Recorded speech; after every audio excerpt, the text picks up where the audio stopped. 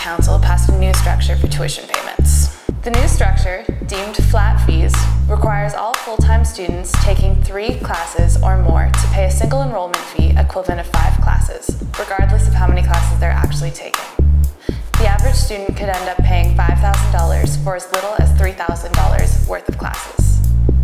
The structure was implemented in the fall of 2009 and affects all students accepted to the university after 2008. Many student leaders have expressed outrage over the new payment structure and the lack of a substantial response to their concerns from the administration. Welcome to the Varsity Roundtable. I'm here today with Catherine Ball, who's the president of the Arts and Science Student Union. Hi, Emily. And also, I'm here with Alex Ross, who's the comment editor here at the Varsity, and he'll be going into the 2nd year of his term. Hello, Emily. It's good evening to you. Good evening to you. And I'm Emily.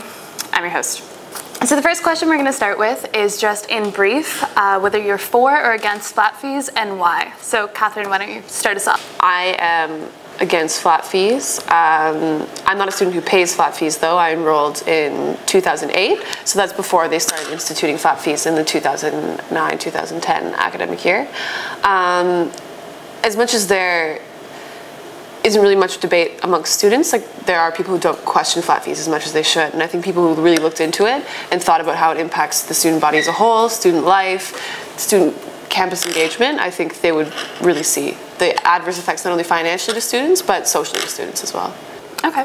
How about you, Alex? I'm also against flat fees, and I'll actually be part of that group that's going to have to pay for it. And the thing is that as somebody who works for a campus organization like the Varsity, I mean, I might not be able to take a full course load. I might only be taking 4, and the threshold is 4. So even if you're only taking, you're a full-time student, you're taking 4 courses, you're still paying as if you were taking 5. And I think that I agree with Catherine's point that this will adversely affect campus life, as people they may not become as involved with the campus because they want to say, well, okay, I'm going to be paying for 5 courses anyway, I have to take 5 courses, and it is very difficult to sort of balance having a full course load with other obligations, including, like, I mean, there are a lot of people right now who have to work part-time in order to put themselves through. They need to pay rent, they need to pay for food, and these are all costs that most of us have to consider.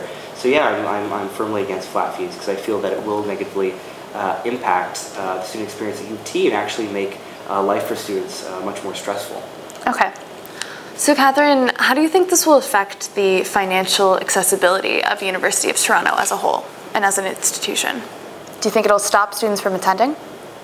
The university takes a stance, even with enrollment now before flat fees, that people are attracted to the campus, especially the St. George campus, part of UofT, and they have the mindset that, oh, people are going to come here because it's downtown, the reputation that we have. And truthfully, people do, students still do, but I think that financially, the accessibility, once students enroll and they see how much they're paying, that's when it becomes an adherence and people start dropping down to lower course load and not being a full-time student and taking their time and trying to finish their degree that way. So they have the movement to work as well as put themselves through education. So I think it definitely is a financial burden on students because you're paying more for taking less courses, right, to facilitate your own personal life. So I feel like initially we're not going to see numbers drop, but once word gets out, I feel like it's going to adversely affect the enrollment. So, Alex, what do you think about the claim that the university is making that this will actually encourage students to graduate quicker and will in fact get them into the workforce faster, so they'll be making more money than they're losing?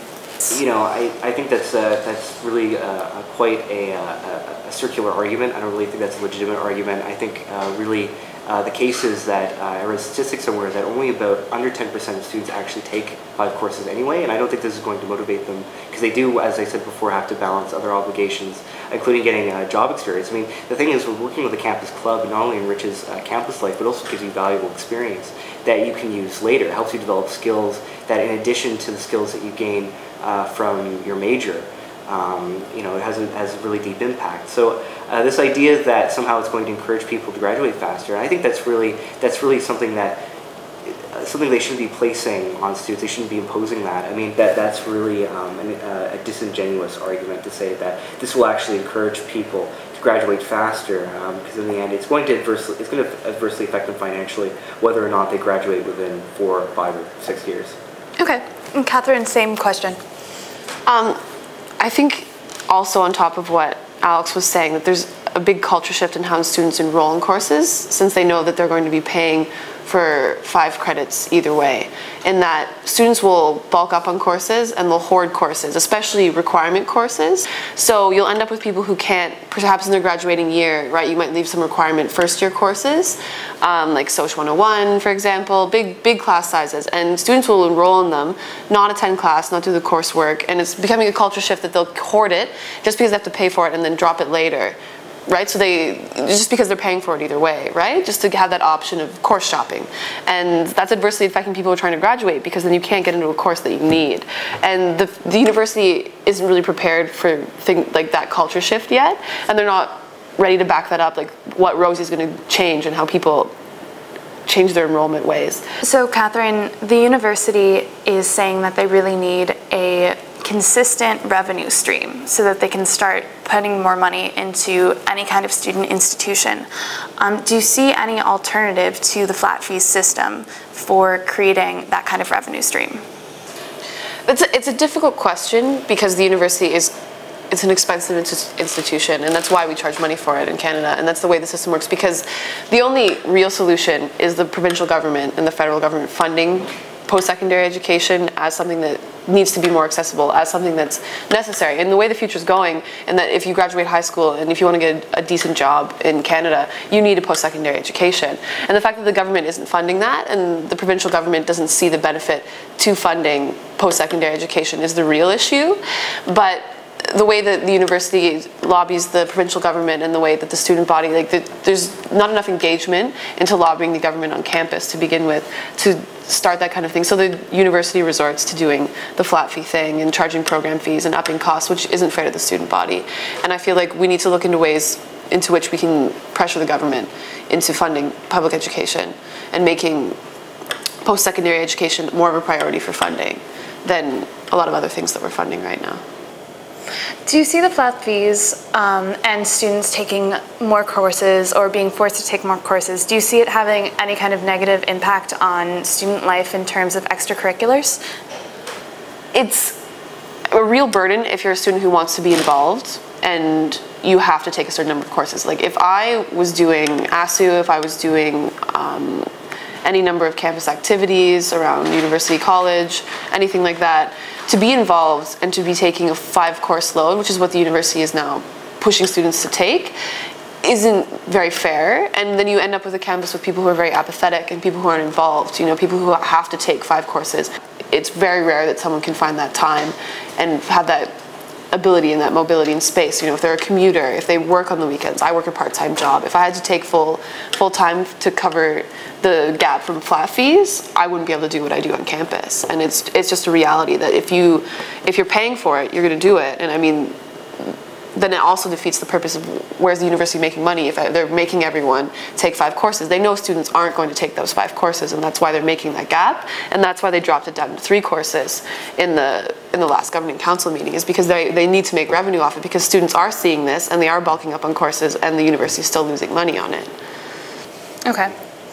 And if I could just add something to that, yeah, I mean, it's just the problem with sort of this bulking up on courses is just that, as I said before, it creates this intensification. I mean, last year, I mean, SOS 101 had over 1,400 students, and actually he wasn't assigning any essays, just multiple choice tests, because frankly the TAs and professor didn't have enough time to actually mark all the papers. And also there's this other problem that I feel that the university is taking the stance that university is primarily for vocational training. I know we frame it in terms of you need a degree for a job, you need that, but there's sort of this utilitarian kind of framework that they're trying to impose, make you think, well, you know, you're going to be able to get graduate and get a job faster. And you know, the reality is that, I mean, right now youth unemployment is higher than it's ever been.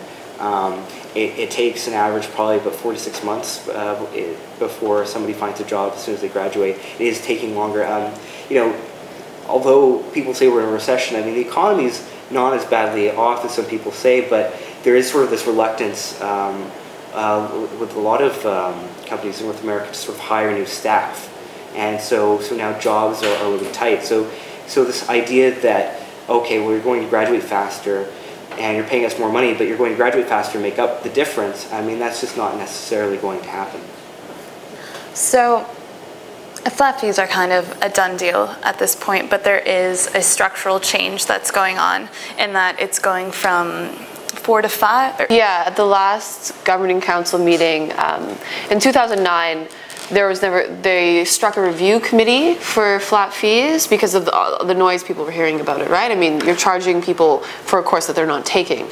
So they struck a review committee, and they did a report, and the former ASU president, Gavin Allen, was on the report that Professor McGowan did, and just looking at the data from people who enroll and their behavior on what happens with their enrollment in courses. And this following governing council meeting, given the spirit of the former meeting, it was thought that there was going to be a vote on it. And the way people were talking about it, that at least governing council would vote on it before they do another huge drop, a full course again. And there wasn't, and people were outraged, and it was a very big deal. But basically what they said in this meeting was like, well, okay, well, we're going to look at this cohort. Like, we're going to have 2 cohorts of data, and we're going to see what happens this year and review it and see what goes on. So that's what they're going to do. And then our response this year is, we really, like, if the administration is willing to take it down to another level, to basically, if you're a full-time student, you are going to be paying for 5 courses no matter what you do, is absolutely absurd. It's not acceptable. It's a huge burden on students. It's a crazy tuition hike when you think about it. So there needs to be looked into how this, like, the qualitative data of how this affects students, their student life, because that's really what you're going to see the issues in. You're not going to see the issues in how people behave on Rosie. You're going to see issues in how people behave on campus and how they're involved. Yeah, and I mean, you know, Dean Merrick Gertler tried to make the argument, well, there's no evidence that, he made an argument at one point, this I think was a couple of years ago, well, there's no evidence that it'll actually negatively impact the student experience on campus, but see, there's no evidence because, well, there's no evidence. It's kind of a circular argument because they haven't really collected that qualitative data that Catherine was talking about. Until you can really see how it's negatively affecting students, which it most likely will, until you can get any data that shows just what is absolutely going to happen. You can't really make these statements and say, well, no, it's going to be fine. You know, there's sort of this sense of denial that you sort of get from looking at the minutes of these meetings and just seeing the discussions that, well, it's not a big deal. We're just going to do it anyway. And I think that's what frustrates a lot of people, is just that, you know, the language that you hear is stuff like, well, this is being done at a very high level. So what people feel is that there's no sort of consultation going on. It's sort of just, well, we already have the gears, we already have everything in the works, and we're just doing this as sort of just as sort of a courtesy rather than as an obligation. It almost seems like flat fees are a done deal with the administration at this point. So is there anything that we can practically do to just show the administration our point of view as students? I think the administration just needs to see that students actually care about this, because it is an issue that a lot of students aren't really aware. Like when they did they took students in, they did focus groups with them, and a lot of the students were first-year students new on campus, and they didn't really know what flat fee was. They didn't know that they were paying them. You know, they weren't understood, and they framed it in a way that, like, they explained the benefits of paying a program fee, right? And the benefits it has. Well, you're gonna have access to more things. The university will have money. You know, better professors, better classes, yada yada. And then asking them, well, how do you feel about flat fees? And of course, you're gonna get this answer like, well, I guess they're good. You know, so it's not a good consultation of the student body. And one thing that I'm doing with ASU this year is we're looking into doing a survey of students, and we're really going to try and engage students, at least in that way, get some qualitative data on how it affects their student life. Now that we have had one cohort of students and people who actually are on campus and are thinking about it, along with another cohort of students who are paying significantly more for courses if they do choose to drop down below 4.0 courses.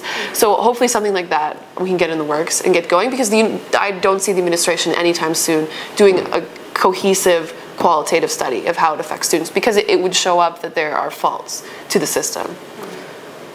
Absolutely. Did you have something to add?